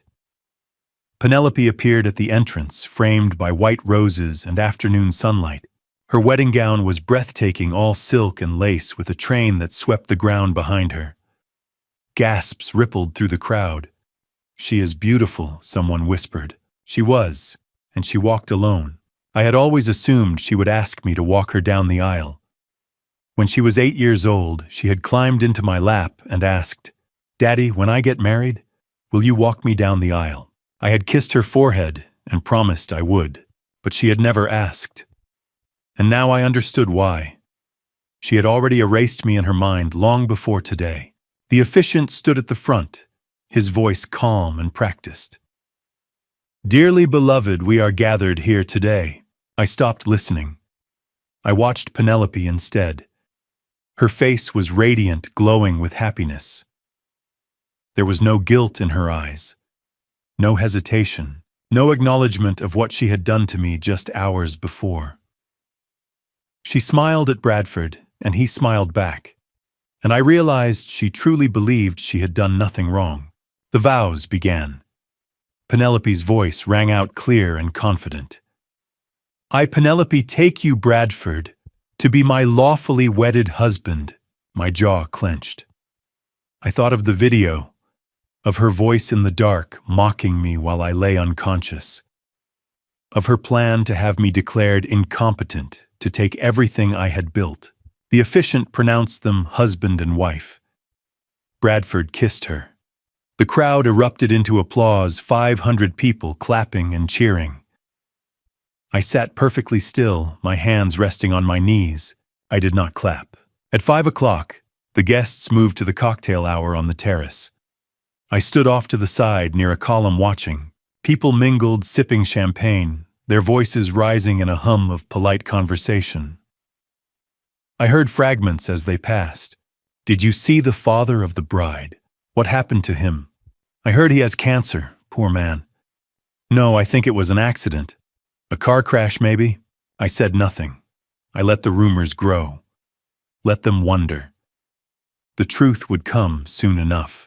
Caldwell Montgomery held court near the bar, surrounded by guests who nodded along to his booming voice. I caught a snippet of his speech as I walked past. Very pleased with this merger." He laughed, catching himself. "I mean this marriage, a wonderful union of two families." A few guests chuckled nervously. I kept walking. At 6 o'clock, the guests were invited into the grand ballroom for dinner. The room was spectacular. Crystal chandeliers hung from the ceiling. Tables were draped in white linen and covered in arrangements of white roses and orchids. A massive LED screen stood at the front of the room, flanked by speakers. The MC, a polished man in his 50s, stood at a podium near the head table. His voice boomed through the sound system. "Ladies and gentlemen, please welcome for the first time as husband and wife, Mr. and Mrs. Bradford Montgomery." The crowd erupted into applause. Penelope and Bradford entered, waving, glowing. Dinner was served. I barely touched my plate. I sat at a table near the back, Benjamin on one side, Howard on the other. Gerald was somewhere in the AV booth making final preparations. The speeches began. First, the best man. Trent Morrison, a college friend of Bradford's, stood and delivered a generic toast about love and friendship and the future. The crowd clapped politely. Next, the maid of honor. Amanda Pierce, one of Penelope's sorority sisters, gave a forced saccharine speech about how perfect Penelope was. Her voice wavered. She did not believe a word she was saying. Then Evelyn Montgomery stood. She smiled at the crowd, her voice warm and rehearsed. Penelope is exactly the kind of woman our family needs. Smart, ambitious, and beautiful. We could not be prouder to welcome her into the Montgomery legacy. I gritted my teeth. Legacy. They had nothing left but debt. The MC returned to the podium. He glanced down at his notes, then looked up with a practiced smile. And now the father of the bride, Mr. Roland Bannerman. Penelope's head snapped toward the MC. Her eyes went wide. She shook her head frantically, making a slashing motion across her throat. Her lips moved, mouthing the words, "Skip him." The MC saw her. His expression flickered with confusion, but he was a professional. He looked back at the crowd and continued smoothly. "Mr. Bannerman, your speech, sir." 500 faces turned toward me. The whispers started immediately. "That is her father. My God, what happened to him?" Caldwell leaned over to Evelyn and muttered just loud enough for me to hear, "This could be a problem." I stood. My chair scraped against the floor. The whispers grew louder. I walked slowly toward the front of the room, my footsteps echoing in the sudden quiet. Every eye was on me, every head turned to follow my path. I climbed the 3 steps onto the stage. The MC handed me the microphone, his expression uncertain. I took it, feeling the weight of it in my hand. I turned to face the crowd. 500 people stared back at me. In the front row, Penelope sat frozen, her face pale, her eyes wide with horror. I lifted the microphone and spoke. "Good evening, everyone. Thank you for being here." My voice was steady, calm. I paused, letting the silence settle. Then I said, "You must be wondering why the father of the bride looks like this." The room was so quiet, I could hear the hum of the air conditioning. "Let me explain." 500 people leaned forward. The ballroom went perfectly still. "Before the screens light up, I need to know you're still listening. Comment the number 500, representing the 500 guests about to witness this exposure. I want you here with me on this journey. Please note, this story contains dramatized elements reconstructed for educational purposes. If you feel uncomfortable, you're completely free to exit right now." Public speaking had never frightened me.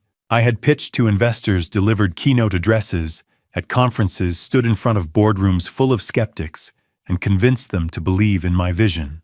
But standing in front of 500 people about to destroy my daughter's life, my hands trembled. Not from fear, from a controlled, burning rage that had been building for hours. I gripped the microphone tighter and spoke. "You must be wondering why the father of the bride looks like he just lost a battle." A few forced laughs rippled through the crowd. Then they died, swallowed by the tension in the room. "Some of you may know me. Roland Bannerman. I built Bannerman Technologies from nothing. Started in my garage 20 years ago. Today it is worth $60 million. A few guests nodded recognition, flickering across their faces. I saw a couple of people whisper to each other, confirming the name. But before the success, I was just a husband and a father trying to survive one day at a time. My voice dropped quieter now, more deliberate. 20 years ago, I lost my wife, Catherine, to cancer. She was 43 years old. Penelope was 13. Benjamin was 10. The crowd began to quiet. A few people leaned forward, listening. I remember holding her hand in that hospital room, the machines beeping, the kids crying in the hallway because they were too young to understand what was happening. My voice trembled. I did not try to hide it. Catherine's last words to me were, "Promise me you will take care of our babies. Make sure they know they are loved." Several women in the crowd wiped their eyes. I saw tears on faces I did not recognize. I kept that promise. For 20 years, I kept it. I looked directly at Penelope. She was pale, frozen in her seat, her hands gripping the edge of the table. I worked 3 jobs to keep the house. I learned to braid hair from YouTube because Penelope missed her mother. I attended every father-daughter dance even though my heart ached because Catherine was not there to see it. I paused, letting the words settle. I built a company so my children would never have to struggle the way I did. The crowd was silent now, nodding along. Some guests looked at Penelope with sympathy. I turned to her. "Penelope, do you remember what I said to you on your 18th birthday?" She opened her mouth, her voice shaking. "Dad, maybe we should..." I said, "Everything I have is yours. Just remember where you came from. Remember your mother's values. Be kind." I let the silence hang. Then I said, "Last night my daughter drugged me without my consent, shaved my head while I was unconscious, and destroyed my wedding clothes." Gasps erupted across the ballroom. Heads turned toward Penelope. Whispers exploded like wildfire. Penelope shot to her feet.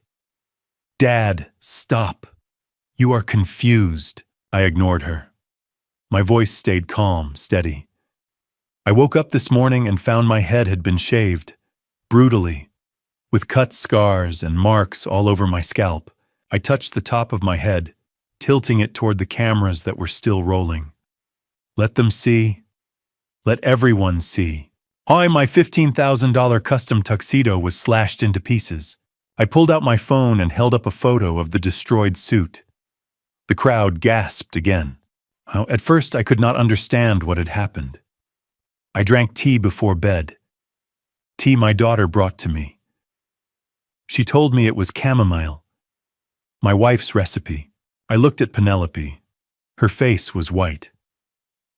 "The sedative you put in that tea was hospital grade." Bradford stood up, his face red. "Mr. Bannerman, you need to sit down." My voice rose, cutting through his. While I was unconscious, my daughter and her husband shaved my head because her father-in-law, Caldwell Montgomery, is insecure about his own appearance. I pointed directly at Caldwell. 500 heads turned in unison. Caldwell's face went crimson. "That is ridiculous. They did not want me to overshadow him." I said, my voice steady and cold. "So they violated me while I slept." The crowd erupted. Murmurs turned to shouts. Guests stood looking between me and the head table. Some pulled out their phones recording. Penelope's voice broke through the chaos, desperate and shrill. "He is lying. My father has been erratic lately. We have been worried about his mental state." She was playing the victim, now tears streaming down her face. "Dad has been taking too much medication. He does not remember things clearly. We were trying to help him." A few guests hesitated, glancing at each other. Some of them were starting to doubt me. Bradford stepped forward, his voice earnest. "We have been very worried about his health. We were planning to get him help after the wedding." Penelope," I said calmly, cutting him off. "Do you want to tell them, or should I?" She froze. "Tell them what?" "Be about the $8.2 million debt your new family is drowning in, about the federal fraud investigation into Caldwell Montgomery, about the foreclosure on their estate, Hilco." Caldwell shot to his feet. "Those are lies. Or," I continued, my voice rising, "should I tell them about the incompetency petition your husband's lawyer filed yesterday? The one where they plan to have me declared mentally unfit, commit me to a psychiatric facility, and steal my company." Bradford went pale. The crowd erupted into chaos. People stood shouting questions. Cameras flashed. Phones were raised, capturing everything. Penelope's mask shattered. Her face twisted with rage. "Dad, shut up!" She realized her mistake immediately and slapped a hand over her mouth. But it was too late. 500 people had heard her. I looked toward the back of the room. Gerald stood near the AV booth waiting. I nodded. He signaled the technician. I turned back to the crowd and spoke into the microphone one more time. "Ladies and gentlemen, I understand this is hard to believe. So let me show you exactly what happened." The massive LED screens on either side of the stage flickered to life. Penelope's head snapped toward the screens. Her eyes went wide. She saw the timestamp. She saw the night vision footage. She knew. "Shoo," she whispered, then louder, panicked. "No!" But it was too late. The video began. They say a picture is worth 1,000 words. This video was worth my entire company, my daughter's reputation, and the truth I had been robbed of. All 10 LED screens around the ballroom blazed to life in perfect synchronization. Every guest in the room could see them no matter where they sat. I spoke into the microphone, my voice steady. This is security camera footage from my home. The timestamp appeared in the corner of every screen. White text on black night vision. 1:47 in the morning. Wedding day. The footage showed the inside of my closet. The camera angle was high, looking down at the rack where my tuxedo had hung just hours before. The door opened. Penelope and Bradford stepped inside carrying a black duffel bag. The audio came through crystal clear over the ballroom speakers. Penelope's voice. He is completely out. I gave him triple the dose. Gasps erupted across the ballroom. Heads whipped toward the screens. Some guests stood unable to believe what they were hearing. On the screens, Bradford pulled scissors from the bag. He grabbed my tuxedo jacket and began slashing through the fabric. Long, deliberate cuts. The sound of ripping cloth filled the ballroom. Penelope laughed. God, this feels amazing. A woman in the front row screamed. Oh my God! Guests all over the room pulled out their phones to record the screens, to capture this moment, to make sure it could never be denied. The video continued. Bradford moved through the suit piece by piece. The shirt, the trousers, everything destroyed in less than 2 minutes. When they were done, they left the closet and moved toward my bedroom. The audio shifted. The buzz of an electric razor filled the ballroom. Then a phone rang. A call connecting over speakerphone. A voice I recognized immediately. Caldwell Montgomery. Good, Caldwell said. Remember, make it look amateur. Uneven patches, cuts. We need visible injuries for the photos. The ballroom erupted. The father-in-law was in on this. Caldwell shot to his feet, his face purple with rage. This is fake. This is doctored footage. I spoke calmly into the microphone. It has a timestamp. It has been authenticated by forensic experts. Keep watching. Penelope's voice came through the speakers again. Yes, Father Caldwell. Caldwell's voice continued over the phone. Perfect. Tomorrow, when he acts out at the wedding, we will have the before photos. Then the after photos of him looking erratic and unstable. The judge will have no choice but to grant the petition. The video showed Penelope and Bradford returning to the closet, disposing of the destroyed tuxedo in a trash bag. The camera captured everything. Penelope holding the electric razor, strands of my silver hair stuck to the blade. Bradford taking photos with his phone. Dad wants documentation, Bradford said on the video. Caldwell's voice came through again, laying out the plan for the incompetency hearing. The timeline. The doctors they had lined up. The care facility where they planned to send me. On the screen, Penelope stepped back and looked toward my bedroom, where I lay unconscious. Now he looks pathetic, she said. Exactly what we need. Guests around the ballroom covered their mouths. Some were crying. Bradford's voice came through the speakers.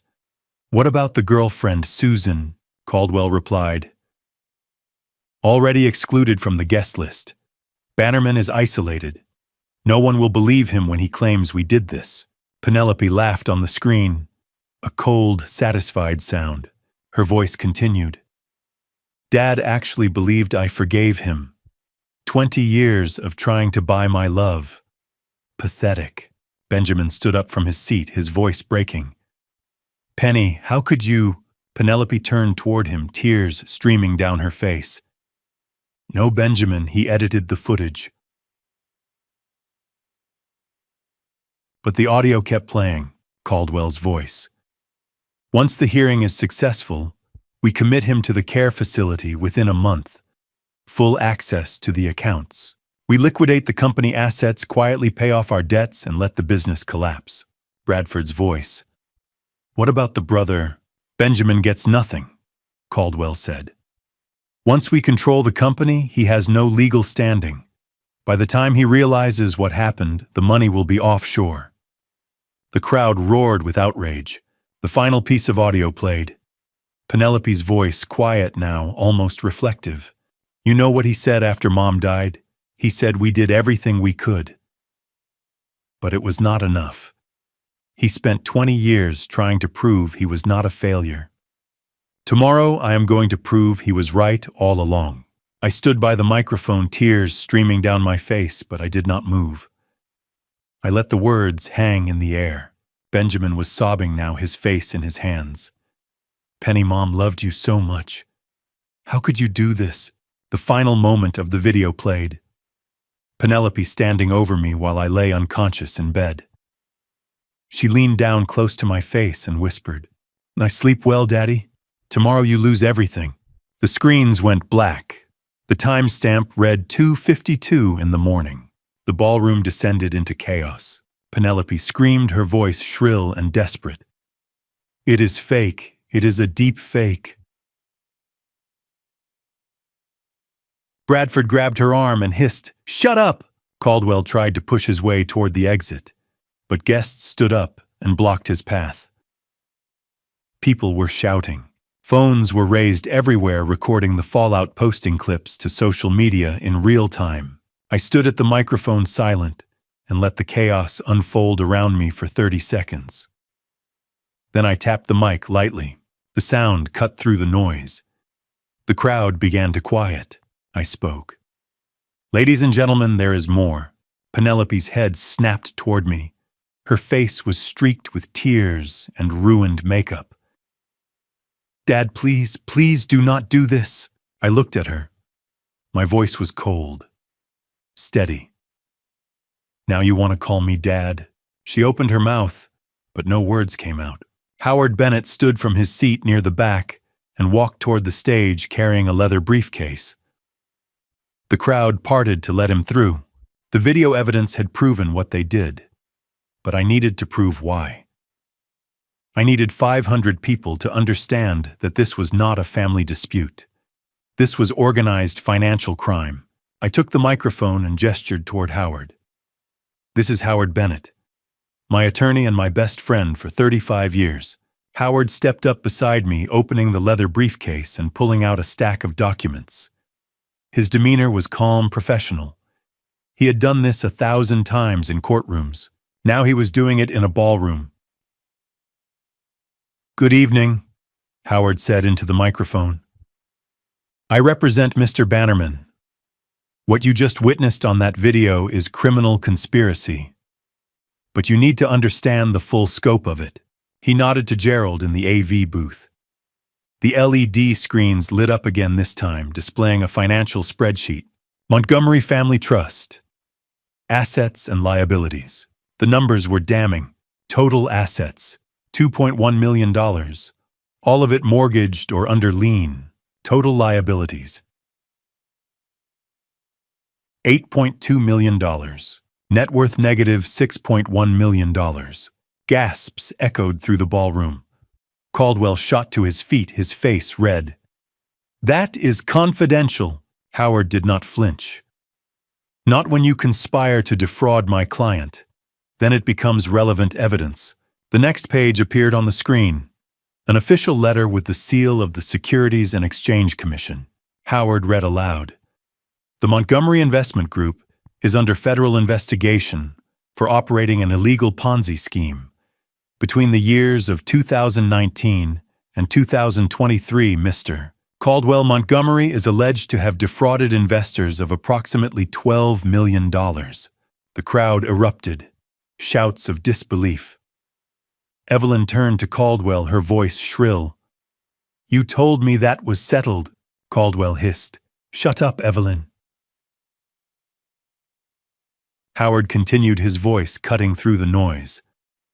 The SEC is preparing charges. Mr. Montgomery is facing up to 20 years in federal prison. The next document appeared. A foreclosure notice.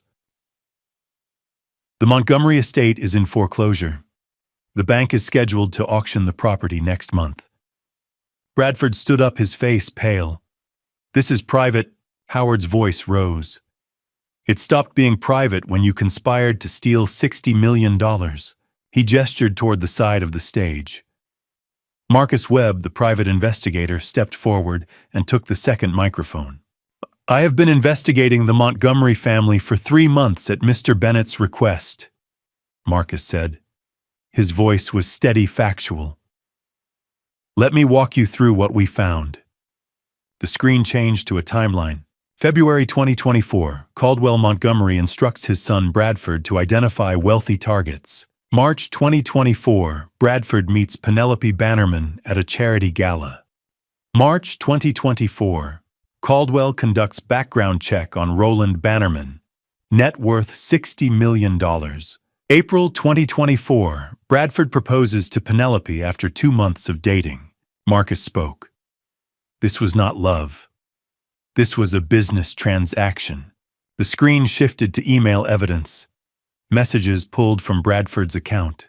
Caldwell to Bradford. February 2024. Target has significant liquid assets. Expedite marriage. We need access within 6 months or creditors will force bankruptcy. Bradford to Penelope, March 2024.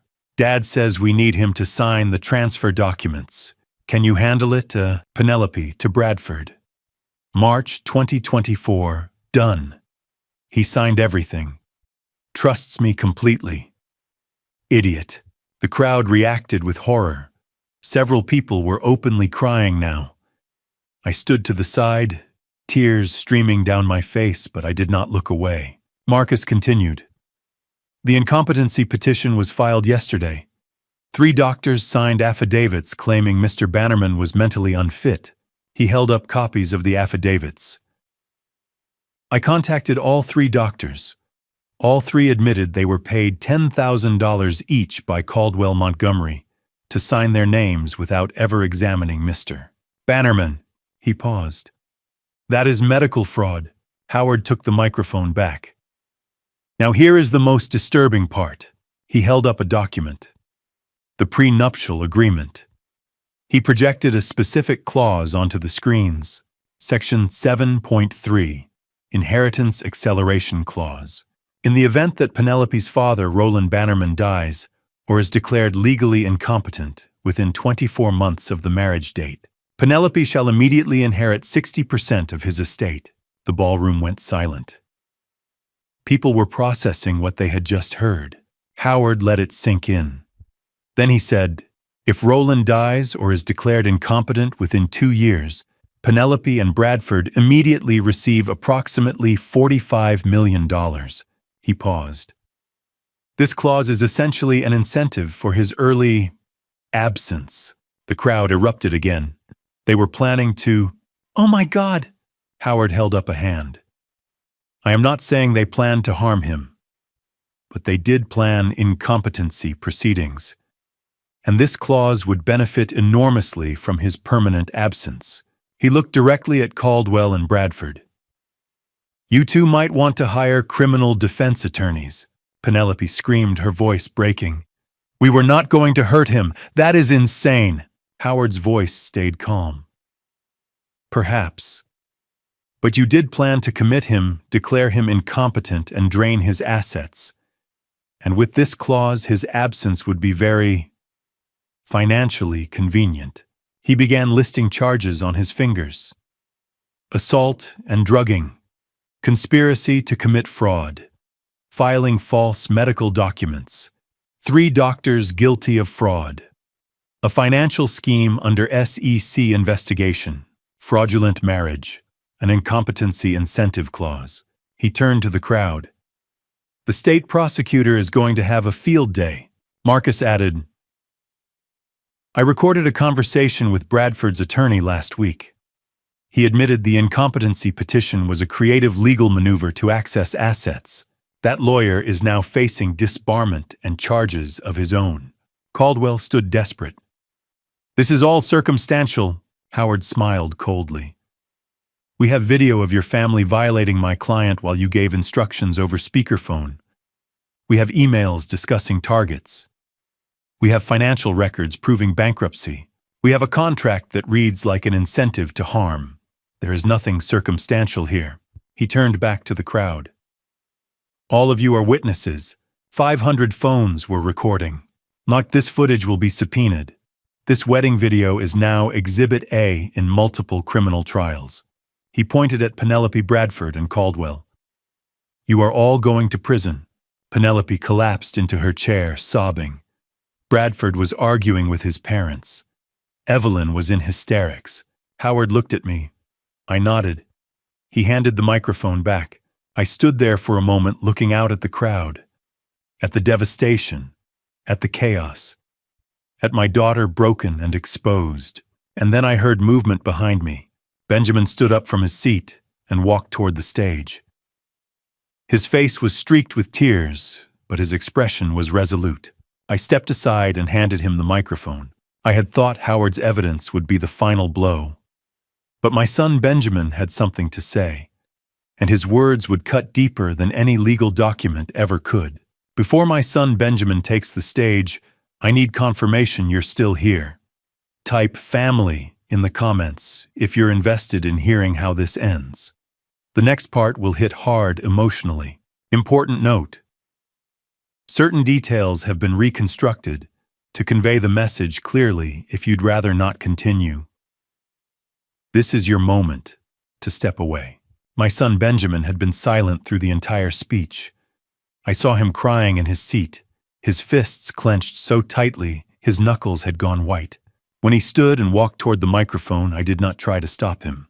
The ballroom was silent in the wake of Howard's devastating evidence. Benjamin made his way to the stage, his face streaked with tears, but his expression resolute. He took the microphone from me. Can I say something? I nodded. Ben, you do not have to. I have to, he said. His voice was steady, but I could hear the pain beneath it. He turned to face the crowd. 500 people watched, but his eyes were only on one person. Penelope sat at the head table, her head down, her hands covering her face. Benjamin spoke. Penelope, look at me. She did not move. His voice rose. Look at me. She finally lifted her head. Her mascara was smeared down her cheeks. Her eyes were red and hollow. Benjamin's voice trembled. When Mom died, I was 10 years old. Do you remember? Penelope whispered. Ben, please do not. I barely remember her face anymore, Benjamin said. It has been 20 years. Sometimes I look at pictures and I do not recognize her. Tears streamed down his face. But Dad remembers. Dad remembers everything. He turned, slightly gesturing toward me. Every single night for 20 years, Dad has talked to Mom's picture before he goes to sleep. The crowd was completely silent. I have heard him through the walls. Catherine Penelope got a promotion. You would be so proud. Or Penny is getting married, love.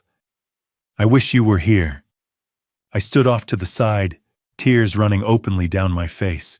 Benjamin's voice cracked. Last week I went to Dad's office. He did not know I was there. I heard him practicing this speech, talking to Mom's picture on his desk. He paused, his breath shaking. He was crying, and he said, Our little girl is getting married, Catherine. I did it. I kept my promise. I took good care of our babies. Several guests in the crowd broke down. Women were sobbing openly. Men wiped their eyes. Benjamin turned back to Penelope. Do you understand everything Dad has done for 20 years has been for us? For you. He talks to a photograph every night because he needs Mom's guidance, because he promised her he would take care of us, and he has never, not once, broken that promise. His voice grew harder. And you just destroyed him. The anger rose in his voice, now hot and raw. You blamed Dad for Mom's death. I remember. You screamed at him that he was a failure, that if he had made more money, she could have been saved. Penelope sobbed. I was a child. I was grieving. Benjamin's voice turned sharp. You were 13. I was 10. Do you think I was not grieving? But I did not spend 20 years punishing Dad for something that was not his fault. He took a step closer to the edge of the stage. Mom died of cancer, Penny. Not poverty. Not lack of money. It was a disease beyond anyone's control. He slammed his hand on the podium. Dad worked himself to exhaustion, trying to prove to you that he was not a failure. He built a $60 million company. Do you know what he did with that money? He saved it for us. For your wedding.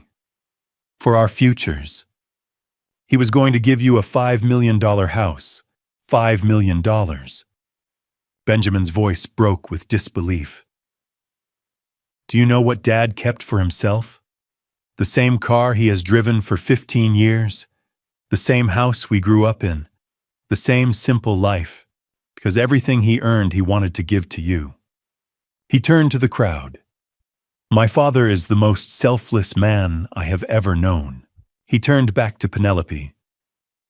And my sister is the most selfish. Penelope tried to speak. You do not understand what it was like. Benjamin cut her off. What shadow, the one in your head? Murmurs of agreement rippled through the crowd. You know what this is really about? Benjamin said. You hated that Dad was self-made, that he was not old money like the Montgomerys. You were ashamed of him, of us, of where we came from. He pointed at the Montgomery family. So you chose them. Bankrupt criminals in expensive suits. His voice softened, turning sad. You want to know the worst part? Dad would have forgiven you, even after all of this. If you had come to him today and said, Dad, I am in trouble, help me, he would have helped. Because that is who he is. He looked at me. Right, Dad. I nodded, unable to speak. Benjamin turned back to Penelope. But you did not do that. You drugged him. You humiliated him. You mocked him. You called him pathetic. You laughed while you shaved his head. His voice rose to a shout. Well, guess what? You lost everything. You lost Dad. You lost me. You lost your reputation, your career, and probably your freedom. A single person in the crowd began to clap. Slow, deliberate. Then another joined. The applause built, spreading across the ballroom.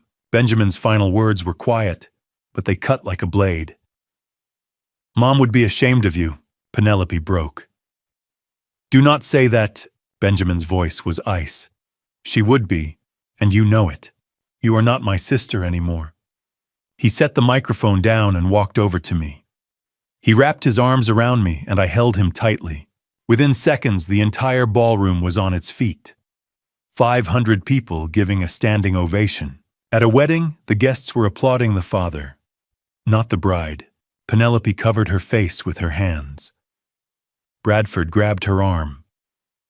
We need to leave. Now, the head of security approached Caldwell.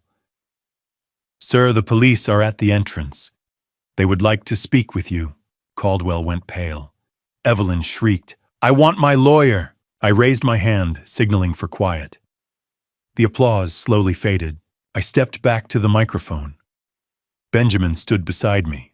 Thank you, I said, my voice hoarse. I have one last thing to do. I reached into my vest and pulled out a folded document. The paper was crisp official. It had been there all night waiting. In my vest pocket was a document worth $5.2 million.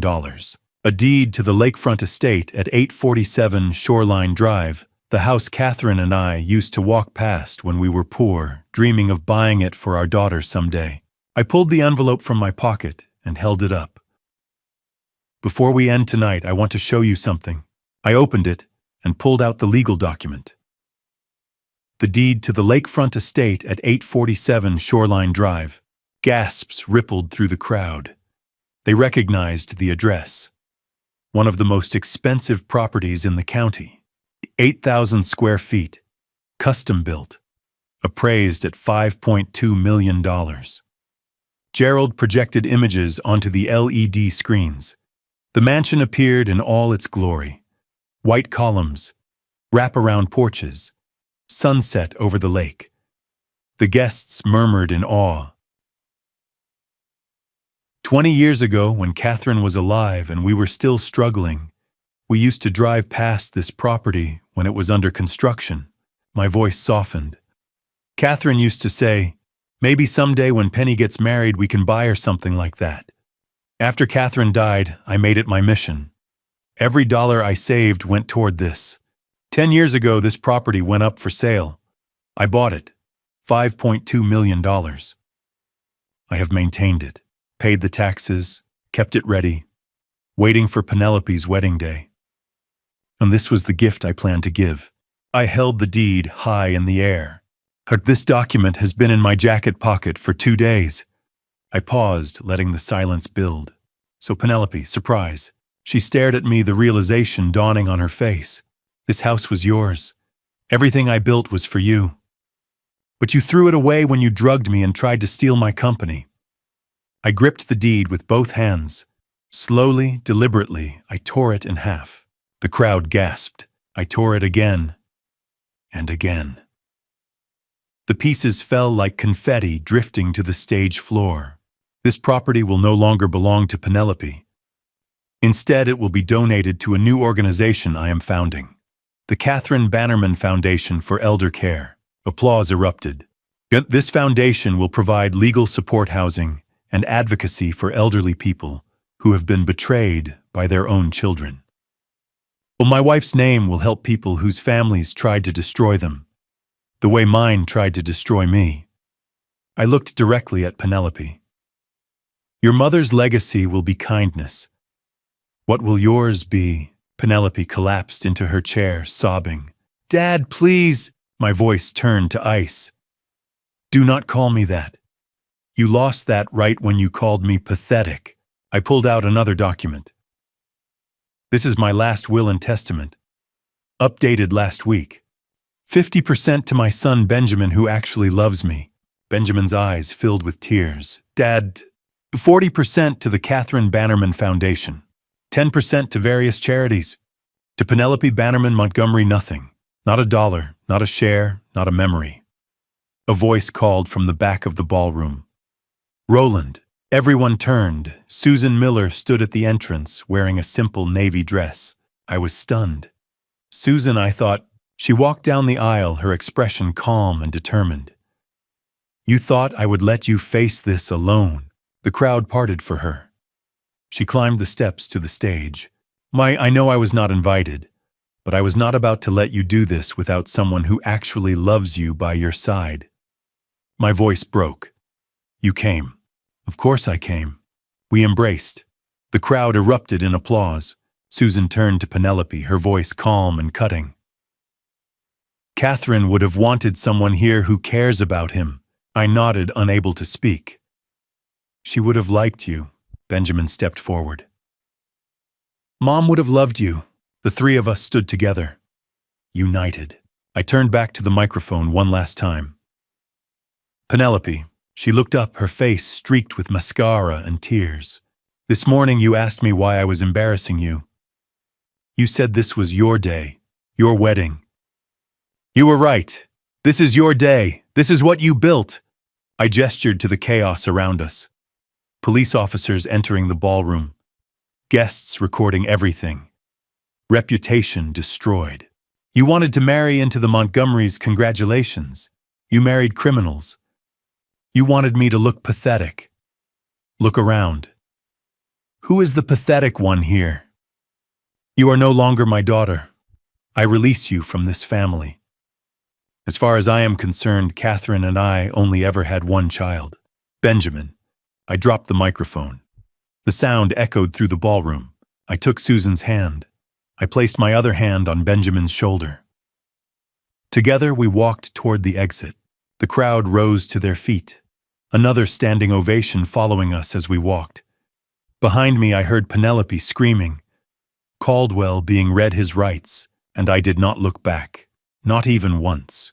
The last thing I heard as the ballroom doors closed behind us was my daughter screaming my name. Not Dad, not Father, just Roland, like I was a stranger. I guess I was. We walked through the lobby toward the exit. Benjamin, Susan, and I. Behind us, the ballroom doors muffled the chaos we had left behind. We were almost at the entrance when the doors burst open.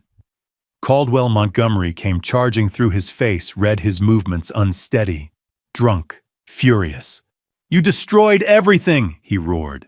He lunged at me. His fist swung wild, glancing off my shoulder. The impact was weak, clumsy, but it sent me stumbling backward. Benjamin stepped between us immediately. "Get away from my father!" Security guards tackled Caldwell before his fist connected. Two men grabbed his arms and forced him to the ground. Caldwell thrashed, shouting at the top of his lungs, "Do you know who I am? I will ruin you." Police officers rushed in from outside. They had been waiting. One of them knelt beside Caldwell, pulling out handcuffs. "Sir, you are under arrest for assault." Caldwell was still screaming as they cuffed his wrists. "I am Caldwell Montgomery. My family built this town." The officer read him his Miranda rights, while two other officers dragged him toward the exit. Guests poured out of the ballroom, phones raised, recording everything. The video of Caldwell's attack was already being uploaded. I stood there, shaking. Susan steadied me. "I am all right," I said, though my voice did not sound convincing. Howard appeared from the crowd. "Roland, my car is out back. Come with me." Gerald joined us, tablet in hand. "Sir, the video has been uploaded to secure servers and sent to the police. You are protected." A police officer approached. "Mr. Bannerman, we will need your statement." Howard stepped in. "Tomorrow. He has been through enough tonight." The officer nodded.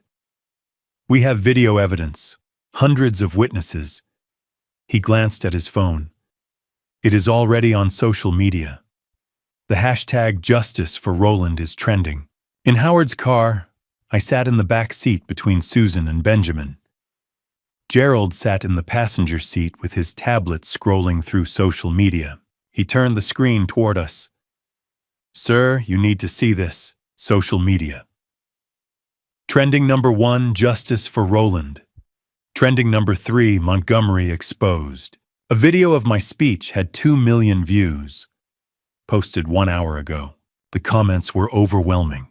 This man is a hero. 500,000 likes. That daughter should be in prison. 450,000 likes. Dozens of guests had posted photos, video clips, screenshots. The story was everywhere. A local news outlet had shared it. Connecticut businessman exposes betrayal at daughter's wedding. Gerald kept scrolling. "Sir, there are interview requests from CNN, CNBC. I closed my eyes. No interviews. Howard spoke from the driver's seat. "Smart. Let the evidence speak for itself." Susan squeezed my hand. "How do you feel?" I thought about it. Numb, empty, free. Benjamin rested his head on my shoulder. "You were incredible, Dad." I shook my head. "We were incredible, you and me." At 9 o'clock, Howard dropped us off at my Victorian house. Benjamin was staying the night. So was Susan. Gerald met us at the door. "Sir, the security system is armed. No one can get near this property." Howard walked us inside. "Roland, get some rest. Tomorrow we will make official statements. The police have everything they need." He handed me a folder. "I filed motions to dismiss the incompetency petition. It will be thrown out Monday. The prenup is void due to fraud. Penelope gets nothing. The transfer documents you signed also void. The company is safe." I let out a breath I did not realize I was holding. "Thank you, Howard." He shook his head. "No, thank you. You taught me what dignity under fire looks like." He left. Benjamin, Susan, and I sat alone in the living room. The silence was heavy, but not uncomfortable. Benjamin stood. "I will make tea. Real tea." He gave me a pointed look. I laughed, faint and tired. "Thank you, son." Susan sat beside me on the couch. "How is your head?" I touched the scars. "Still there. Still bald." She smiled. I think you look distinguished. I laughed bitterly. You are kind. I am honest, she said. Catherine was right to love you. My eyes filled with tears. You did not have to come tonight. Yes, I did, Susan said. That is what people who actually love you do. They show up. We sat in silence, holding hands. Benjamin returned with tea. The three of us sat together, sipping quietly. My phone, set to silent, kept lighting up on the coffee table. Notifications, voicemails, messages, I ignored all of it. Let us just sit here. For a little while. At 11 o'clock, Benjamin and Susan went to their rooms. I stood in my bedroom, looking at the framed photograph of Catherine on my nightstand. Her smile looked back at me, warm and unchanging. For 20 years I had talked to that photograph every night before bed, updating her, asking for guidance, seeking forgiveness for the mistakes I thought I had made. Tonight I did not say a word. I climbed into bed, turned off the lamp, and closed my eyes. I did not need to explain myself anymore. She already knew, and so did the rest of the world. They say time heals all wounds. I do not know if that is true. A year later, the scars on my scalp are still visible when I run my hand through my short silver hair each morning. But the weight I carried for 20 years is gone. I woke to the smell of coffee and the sound of Susan humming in the kitchen. 6 months ago, she became my wife in a quiet ceremony at the courthouse with Benjamin and Gerald as witnesses. No grand ballroom, no 500 guests. Just 4 people who genuinely cared about one another and vows spoken without pretense. Good morning, husband, Susan said, handing me a mug. She wore jeans and a sweater, her graying hair pulled back, and I thought she was the most beautiful woman I had ever seen besides Catherine. Benjamin called at 9. Dad, the board meeting went well. Valuation is up to $75 million. He paused. Are you ready for today? Today. The opening of the Catherine Bannerman Foundation at 847 Shoreline Drive. The 8,000-square-foot lakeside mansion that once symbolized a broken dream. Now it housed 12 bedrooms for survivors of elder abuse, a legal aid office staffed by Howard Bennett's firm Therapy Rooms, and a healing garden overlooking the water. Gerald drove us to the estate. 200 people filled the lawn. I stood at the podium looking at the house Catherine and I had walked past 30 years ago, when we were young and poor and full of hope. A year ago, I stood in front of 500 people at my daughter's wedding. I began.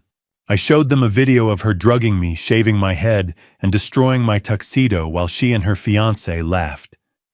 Then I tore up the deed to this house and let the pieces fall like confetti. The crowd was silent. I do not regret it. This building represents something real. In the past year, 47 people have found safety here. 47 lives that mattered more than my pride or my pain. After the ceremony, a reporter asked if I had any contact with my daughter. No, I said simply. The video of your speech has 50 million views. Do you have any message for people who saw it? I thought for a moment. Elder abuse is more common than people think. Financial exploitation, emotional manipulation, physical harm. If this foundation can help even one person escape that situation, then everything I went through was worth it. I did not mention that Penelope was now 34, divorced, working at a Target 20 miles away. I learned this from Benjamin, who still tracked her movements out of protective instinct, though he refused all her attempts to contact him. Her letters arrived at my office every few weeks, forwarded unopened by my assistant. I never read them. The legal aftermath had been swift. Penelope received a 2-year suspended sentence, 500 hours of community service, and a $50,000 fine for conspiracy and assault. Bradford received probation.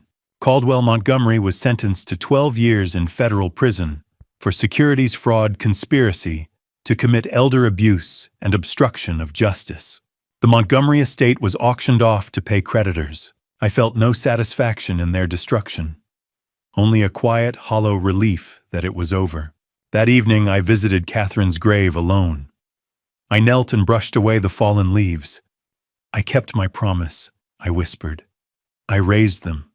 Benjamin turned out strong, kind, everything you hoped. Penelope." My voice broke. "I tried, Catherine. I swear I tried. But I could not save her from herself." The wind rustled through the trees, and for a moment I imagined I heard Catherine's voice. "You did your best. You have to let her go. I do not know if I can forgive her," I admitted. "But I am learning to forgive myself." I stayed until the sun dipped below the horizon, then drove home to Susan, Benjamin, and Gerald. We gathered around the dinner table, and Benjamin raised his glass. "To Dad," he said, "for teaching me what real strength looks like." "To Catherine," Susan added softly, "for raising a son who knows how to stand up for what is right." I looked around the table at these people. My family not by blood alone, but by choice, by shared struggle, by love that had been tested and proven true. "To second chances," I said. Later, after everyone had gone home, Susan and I sat on the back porch under the stars. She rested her head on my shoulder, and I wrapped my arm around her.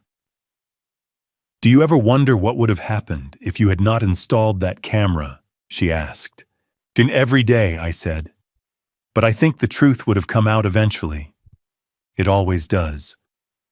"Stati, do you think she will ever reach out in person?" I was quiet for a long time. "Maybe, but I am not waiting for it anymore. I spent 20 years waiting for her to come back to me. I am done waiting." Susan squeezed my hand. "You are a good man, Roland Bannerman." I thought about the bald, scarred reflection I had seen in the mirror a year ago, the destroyed tuxedo, the betrayal that had nearly broken me. Then I thought about the foundation, the survivors we had helped, the family I had built from the wreckage. "I am a survivor," I corrected gently. "And so are you." We sat in silence, watching the stars, grateful for the quiet, ordinary miracle of a life reclaimed. So here I am, 67 years old, scarred, but standing. And I want to speak directly to you, listening to this family story. Looking back, I see where I went wrong. I mistook silence for peace and compliance for love. I waited too long to confront the signs, because I was terrified of losing what little connection I had left. Don't make my mistake. If someone you trust begins to manipulate you emotionally, financially, legally, act immediately. Document everything. Seek help. Protect yourself before loyalty becomes your downfall. God gave me strength when I had none left, and I believe He put people like Howard, Gerald, Benjamin, and Susan in my path for a reason. This family story taught me that love is not about blood alone. It's about who stands beside you when everything collapses. My Dad Revenge was not about cruelty. It was about justice, accountability, and breaking the cycle of abuse. Some call it harsh. I call it survival. Dad Revenge is not always violent. It can be showing the world exactly who hurt you and why, then choosing to rebuild rather than destroy yourself in the process. If this family story resonates with you, please leave a comment sharing your thoughts or your own experience. Hit the subscribe button and the notification bell so you never miss another Dad Revenge or family resilience story like this one. Your support keeps this channel alive and helps others find the courage to stand up. Thank you for staying with me until the very end.